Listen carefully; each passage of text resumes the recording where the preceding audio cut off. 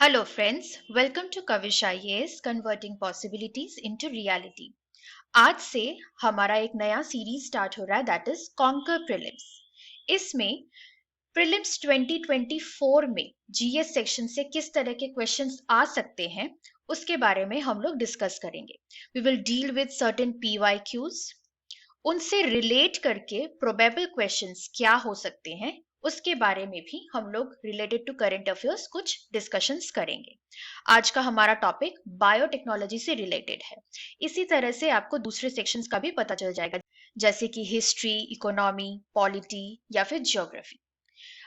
Future में science and tech के लिए भी हम लोग दूसरे सेक्शंस कवर करेंगे, for example defence technology, space technology, IT etcetera.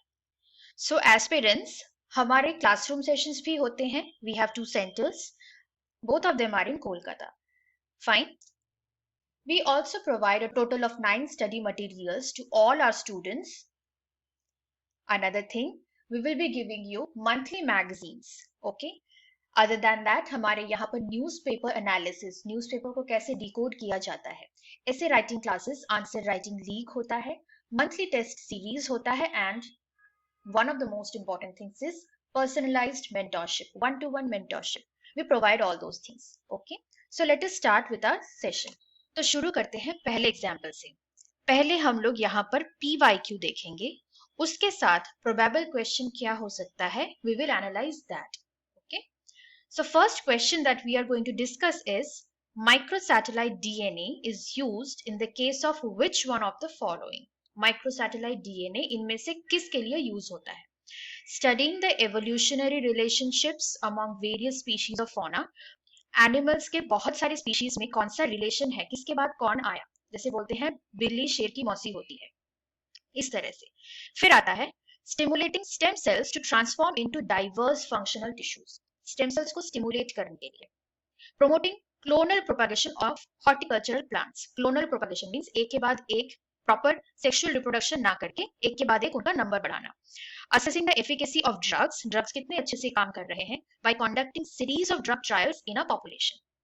ठीक है, ये कुछ ऐसे पॉइंट्स है। For example evolutionary relationship analyse करना, स्टेम सेल, क्लोनल प्रोपगेशन या फिर प्लूरिपोटेंसी, ये कुछ ऐसे ऑप्शंस हैं जो बायोटेक्नोलॉजी के बहुत सारे क्वेश्चंस में रिपीट होते हैं इन डिफरेंट वेज, बहुत सारे पार्ट्स में।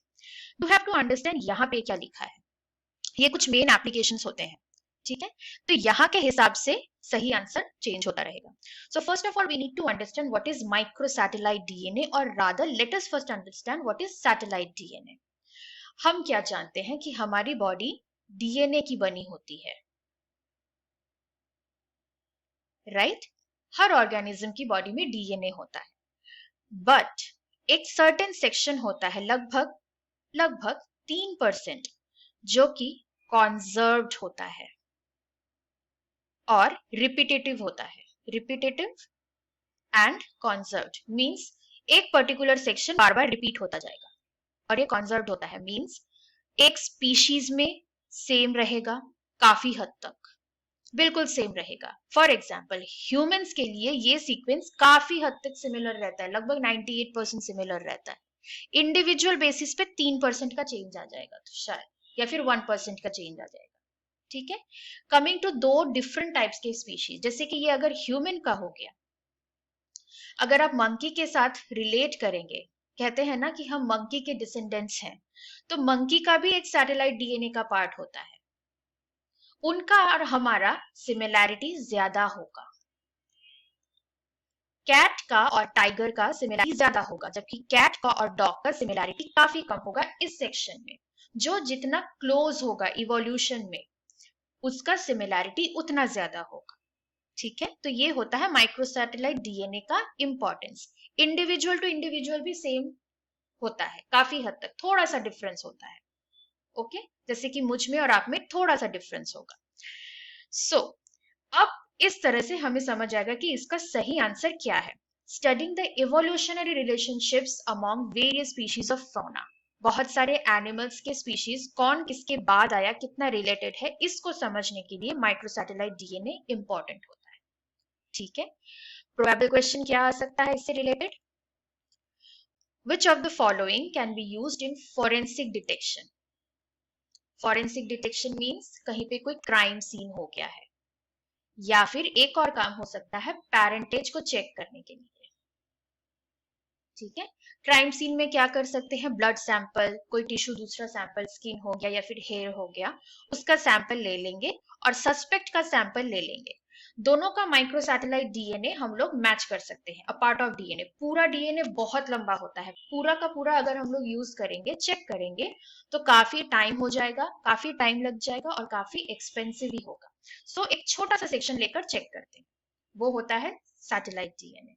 ठीक है, पेरेंटेज में भी सिमिलरली उसी तरह का काम किया जा सकता है, जैसे कि फादर या मदर के साथ वही चाइल्ड है या नहीं, बायोलॉजिकल डिटेक्शन उसको कहते हैं, वो भी कर सकते हैं। तो इनमें से कौन सा यूज होगा, mRNA, satellite DNA, protein, none of the above. The answer will be satellite DNA. Fine, next question. PYQ क्या था, उससे रिलेटेड प्रोबेबल क्या आ सकता है? With reference to the role of biofilters in recirculating aquaculture system, consider the following statements. Aquaculture means कोई भी aquatic culture जिसमें कोई भी तरह का एनिमल आप कल्चर कर सकते हो. It could be fish, prawn, crab, snail, whatever. ठीक है. बायोफिल्टर्स मीन्स बायोलॉजिकल फिल्टर्स, कुछ ऐसे फिल्टर्स जो कि बायोलॉजिकल सिस्टम से बने हैं. That means microbes most ऑफनली used, microbes, bacteria वगैरह. ठीक है, तो बायोफिल्टर्स रीसर्क्यूलेटिंग एक्वाकल्चर सिस्टम. रीसर्क्यूलेटिंग मतलब पानी को बार बार चेंज नहीं किया जा रहा है, पानी तो गंदा होगा, उसको चेंज नहीं किया जाएगा, वही रीसर्क्यूलेट होगा, तो उसको फिल्टर भी करना होगा, साफ तो करना ही होगा. तो किन किन कामों में होता है biofilter, let us analyse. Biofilters provide waste treatment by removing uneaten fish feed. First of all, fish को हम जो भी खाना देंगे, क्या वो पूरा का पूरा खा लेगा? नहीं खा सकता, कुछ तो रह जाएगा. अगर वो रह भी जाता है तो क्या वो हमेशा खराब होता है? ऐसा भी नहीं होता. हो सकता है वो थोड़ा बाद में खा ले या फिर कोई दूसरा ऑर्गेनिज्म उस पर फीड कर ले. अगर ये अनईटन फिश फूड बहुत ज्यादा अक्यूमुलेट होने लग गया तो खराब होगा. ठीक है, उतना ज्यादा अक्यूमुलेशन होने नहीं दिया जाएगा, जो मैनेजमेंट होगी वो होने ही नहीं देगी, उन्हें पता होता है कि कितना जरूरी है, उस हिसाब से ही दिया जाता है. Biofilters provide waste treatment by removing uneaten fish feed. ये थोड़ा सा इनएफिशिएंट ऑप्शन है, ये नहीं होगा. दूसरा, biofilters convert ammonia present in fish waste to nitrate. Fish जो वेस्ट निकालते हैं अपनी बॉडी से, दैट इज अमोनिया, प्लस कुछ एग्रीकल्चरल लैंड वगैरह से भी रन ऑफ होकर के आता है. ये टॉक्सिन होता है, जो उनका यूरिन होता है, बेसिकली ये टॉक्सिक होता है. ठीक है, उस टॉक्सिक के अंदर वो नहीं रह सकते, प्लस पानी वही है, तो इस टॉक्सिक को बदलना होगा इन अ डिफरेंट फॉर्म जो फिशेस यूज कर सके, दैट इज नाइट्रेट. दोनों ही नाइट्रोजन के कॉम्पाउंड्स हैं, एक टॉक्सिक होता है और एक यूजफुल होता है फॉर फिश. तो ये काम एक बायोफिल्टर कर सकता है, करेक्ट है ये. Biofilters increase phosphorus as nutrient for fish in water. This is a tricky part. Phosphorus की मात्रा वो बढ़ाता है as a nutrient. Yes, phosphorus is a nutrient, but it's not a nutrient for fish. It is a nutrient for plants or algae. अगर phosphorus बढ़ता है तो algae बढ़ेगा और ultimately algal blooms होने लगेंगे, है ना. तो अगर एल्गल ब्लूम होगा तो सरफेस तो पूरा कवर हो जाएगा, कवर हो जाने के बाद सनलाइट नहीं आएगा, ऑक्सीजन नहीं आएगा, प्लस इनके खुद के भी कुछ टॉक्सिक्स होंगे, कुछ टॉक्सिन्स होंगे, वो रिलीज्ड होंगे. अल्टीमेटली क्या होगा, जो अंडर वाटर लाइफ है वो सरवाइव नहीं कर पाएगी. सो बायोफिल्टर हम ऐसा यूज नहीं कर सकते जो फॉस्फोरस का की मात्रा को बढ़ाए, वो फिश के लिए सही नहीं होगा, हमारा एक्वाकल्चर का प्लान सक्सेसफुल नहीं होगा. So this can not be the right option. ठीक है, how many of the statements given above are correct? Only one, option 2 is correct. इस तरह से. सो प्रोबेबल क्वेश्चन क्या हो सकता है? What is the reason for choking of the surface of any pond और लेक? कोई भी तालाब या फिर झील जब चोक हो जाता है उसका सरफेस, उसका रीजन क्या होता है? Number 1 is nutrients. Number 2 is fecal matter. Number 3 is algal bloom. 4 is bacteria. Now, do not get confused with the nutrients and algal bloom. Yes, nutrients is a reason. Nutrients like N, P, K, nitrogen, phosphorus and potassium, ये उनका symbol है. जब ये बढ़ जाता है तब होता है एल्गल ब्लूम. न्यूट्रिएंट बढ़ने से कभी सरफेस चोक नहीं होता. न्यूट्रिएंट बढ़ने से एल्गल ब्लूम होता है, उससे सरफेस चोक होता है. सो the answer will B algal Bloom. Okay, next question. Next, what is the PYQ? Let us first understand. In the context of vaccines, vaccine एक बहुत important area है जहां से questions आते हैं. Manufactured to prevent COVID-19 pandemic, consider the following statements. ये 2022 का सवाल है. The Serum Institute of India produced COVID-19 vaccine named Covishield using mRNA platform. Sputnik 5 vaccine is manufactured using vector-based platform. Covaxin is an inactivated pathogen-based vaccine. Now, कितने सारे based vaccine हैं? इतने सारे नाम याद कैसे रखेंगे? किसी ने तो एग्जाम क्वालिफाई किया है. How did they qualify? How did they remember these points? The thing is, they know the difference between mRNA platform, vector-based platform, and inactivated pathogen-based platform. ठीक है? So, वैक्सीन क्या होता है? एक इंजेक्शन होता है जो हम अपनी बॉडी में लेते हैं. क्यों लेते हैं? ताकि वही बीमारी जब हमें एक्चुअल में हो तो हम उससे खुद को प्रोटेक्ट कर सकें. ये वैक्सीन मोर और लेस 4 तरह के होते हैं अगर ब्रॉडली डिवाइड किया जाए. सबसे पहला जो बेसिक हमारा कंपोनेंट होता है that is DNA. It could be a DNA vaccine. ठीक है, डीएनए क्या बनाता है? आरएनए या फिर एमआरएनए. सो आप डीएनए भी भेज सकते हो एज अ वैक्सीन, आप एमआरएनए भी भेज सकते हो एज अ वैक्सीन. एमआरएनए क्या बनाता है? प्रोटीन. प्रोटीन वैक्सीन भी हो सकता है. उसके बाद सभी प्रोटीन्स को मिलाकर के क्या बनता है? एक पूरा का पूरा ऑर्गेनिज्म. हम और आप अल्टीमेटली प्रोटीन से बने हैं. ये सारे स्टेजेस फुलफिल होंगे. प्रोटीन अपने आप नहीं बनता. प्रोटीन एमआरएनए से बनता है, एमआरएनए डीएनए से बनती है. ठीक है, तो ये सारे स्टेजेस को बॉडी में भेजा जा सकता है in the form of vaccine. DNA भी, एमआरएनए भी, प्रोटीन भी. बट पूरा का पूरा ऑर्गेनिज्म कैसे भेजेंगे? दैट मीन्स जो बीमारियां होती है मेनली कौन सी होती है? बैक्टीरिया से होती है या फिर वायरस से होती है. पूरा का पूरा बैक्टीरिया ही अगर भेज देंगे या फिर वायरस ही भेज देंगे तो फिर तो वो हमने बीमारी को ही इंड्यूस कर दिया. How is it going to be useful? The thing is, इन्हें हीट किल किया जाता है. मीन्स बहुत हाई टेम्परेचर में इनको किल कर दिया जाता है. सिर्फ इनकी डेड बॉडी को भेजते हैं. ठीक है, तो हमें पता चलता है कि चलो ऐसा ही होगा, जब वो जिंदा आएगा तो ऐसा ही होगा. ठीक है, so these are heat killed bacteria या फिर वायरस. इन्हें हम इनएक्टिवेटेड भी कह सकते हैं. ये इनएक्टिव हो चुके हैं. So there are different types of vaccine. Number 1 could be DNA vaccine. Number 2 is mRNA vaccine. Number 3 is protein vaccine, or rather we can call it peptide vaccine. बहुत सारे छोटे छोटे सब यूनिट्स होते हैं पेप्टाइड के, आपस में जुड़ के प्रोटीन बनाते हैं. ठीक है, and number 4 will be inactivated one. Broadly ये 4 पॉइंट्स हैं. अब हमें समझ में आएगा कि कौन सा वैक्सीन कैसा था. सो पहला बोल रहा है कि जो कोविशील्ड है वो एमआरएनए प्लेटफॉर्म से बना था. नहीं, वो था vector platform. Now what is vector platform?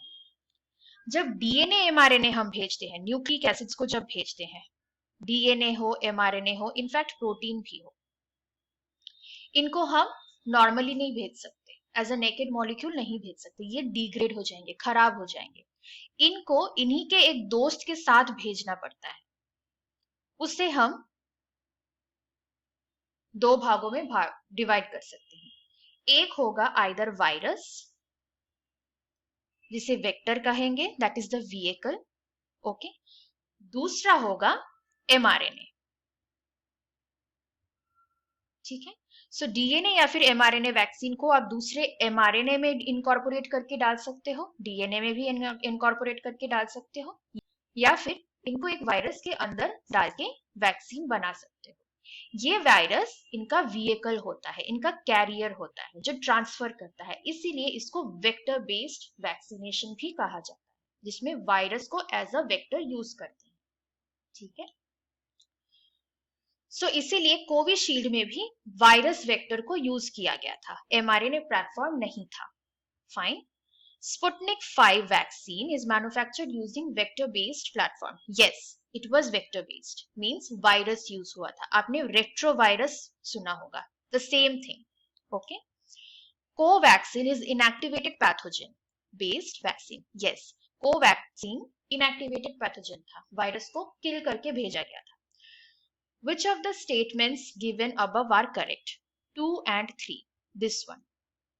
Suppose आपको सारे नहीं पता, आपको ये भी अगर पता है कि नंबर 1 गलत है, तो भी आप इसको अटेम्प्ट कर सकते हो।